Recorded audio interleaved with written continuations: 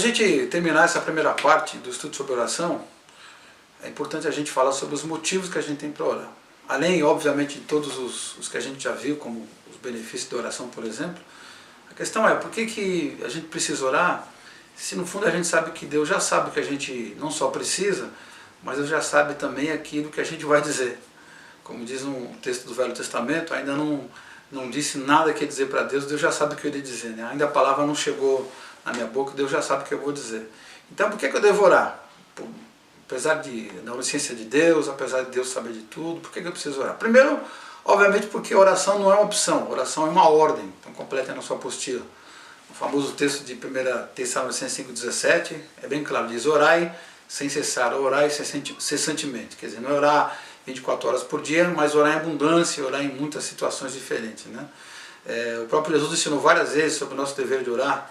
Uma das vezes, em Lucas 18, ele conta uma parábola, e o texto de Lucas começa dizendo assim: disse Jesus uma parábola sobre o dever de orar, a obrigação de orar e nunca esmorecer. Aí conta então a história da cidade que tinha um juiz que não temia Deus. Então, por que eu preciso orar? Apesar de tudo, porque Deus nos deu uma ordem para orar. Em segundo lugar, porque Jesus, obviamente, ensinou a gente a orar. E se ele ensinou a gente a orar, portanto, oração do Pai Nosso, né? Orareis assim: Pai Nosso que estás no céu. Para que Jesus ensinou as pessoas a orar e se não era para as pessoas orarem? Se as pessoas tinham opção de não orar.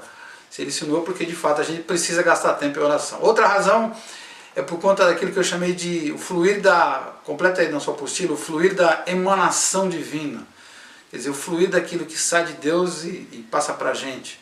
E aí eu coloquei dois textos do livro de Atos. O primeiro deles, a famosa história de Paulo e Silas, orando na cadeia, né, louvando a Deus, cantando, e de repente ali alguma coisa de Deus se manifestou e eles foram libertos da cadeia, né?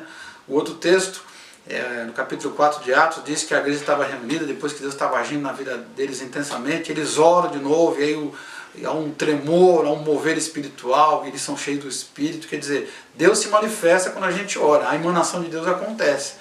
Então, se eu quero que Deus se manifeste na minha vida de alguma maneira, eu preciso, obviamente, que Deus ouça a minha oração, eu preciso, obviamente, de orar. Outra razão para a gente orar é o privilégio e a graça da gente ser parceiro com Deus, é o privilégio e a graça da parceria com Deus. Por incrível que pareça, apesar de Deus ser um ser absoluto, apesar de Deus ser um ser supremo, apesar de Deus não ter que prestar contas ou pedir licença para ninguém para fazer coisa alguma, tem coisas que Deus tomou decisão de só fazer se a gente estiver orando. Então, um exemplo bíblico que eu trouxe para você entender isso é o livro de Isaías, quando conta a história do rei Ezequias. Então, Deus manda Isaías falar para Ezequias que ele tinha chegado a hora dele ir embora, dele morrer. Isaías chega lá no palácio, no quarto do rei, dá o recado e vai embora.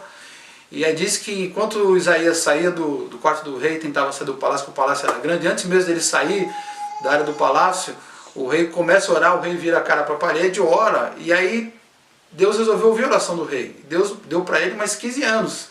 E aí então Deus manda o profeta voltar e falar: você vai viver mais 15 anos. Quer dizer, houve ali alguma coisa sobrenatural que aconteceu, mas só aconteceu porque alguém orou, no caso a pessoa que tinha mais interesse nisso. Por isso que o livro de Tiago diz o seguinte, que muito pode na sua eficácia a oração do justo. Então, Deus, ele tem coisas que ele faz sozinho, muitas coisas ele faz sozinho, e não conta com ninguém, não espera por ninguém. Mas tem coisas que ele resolveu fazer junto com o ser humano. Mas para que ele possa participar dessa parceria, a gente precisa estar disposto a fazer isso. E a gente faz isso através da oração. E a última razão, e me parece que a mais importante de todas, para a gente poder gastar tempo com oração, para a gente orar, é o fato da gente, na oração, a gente poder manter um relacionamento com Deus. Veja no texto de Marcos, por exemplo, que Jesus escolheu 12 pessoas. Havia, a essa altura do campeonato, centenas, quem sabe algumas poucas milhares de pessoas seguindo a Jesus. Mas ele passa a noite inteira orando, depois ele, de manhãzinha ele sai no meio de todos os seus seguidores, centenas, talvez milhares, e de todo mundo que o seguia, ele escolhe 12. E chama os 12 de apóstolos. E diz o texto que ele escolheu os 12. Para quê?